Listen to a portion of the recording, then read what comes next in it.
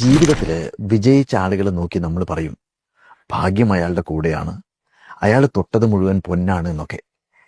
ഈ വിലയിരുത്തലൊക്കെ നമ്മൾ നടത്തുന്നത് അയാളുടെ ഇപ്പോഴത്തെ അവസ്ഥയെ മാത്രം വിലയിരുത്തിക്കൊണ്ടാണ്. അദ്ദേഹത്തിന്റെ ഭൂതകാലത്തേക്കൊന്ന് കടന്നുപോയാൽ ആ വ്യക്തി അനുഭവിച്ച കഷ്ടപ്പാടുകളും പലയിടത്ത് നിന്നും അയാളെ ആട്ടി ഓടിച്ച കഥകളും അയാൾ അനുഭവിച്ച മനോവേദനകളും ആത്മസംഘർഷങ്ങളും ഒക്കെ നമുക്ക് കാണാനും കേൾക്കാനും പറ്റും.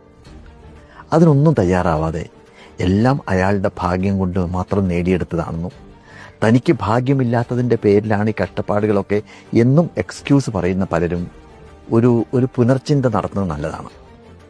നേടിയവരോട് ചോദിച്ചാൽ അറിയാം ഓരോ കാര്യങ്ങളും നിറവേറ്റപ്പെടുന്നതിനായിട്ട് എത്രയെത്ര വാതിലുകൾ അവർ മുട്ടിയെന്നുള്ള കാര്യം. ഓരോന്നും നേടിയെടുക്കാൻ വേണ്ടിയിട്ട് വിട്ടുകളയാതെയുള്ള ശ്രമം കൊണ്ടും അതുപോലെ തന്നെ തളർന്നു വീണാലും എണീൽക്കാനുള്ള ആ മനസ്സുള്ളത് കൊണ്ട് മാത്രം അവർ വിജയം നേടിയതാണെന്നുള്ള കാര്യം നമുക്ക് മനസ്സിലാക്കാൻ സാധിക്കും.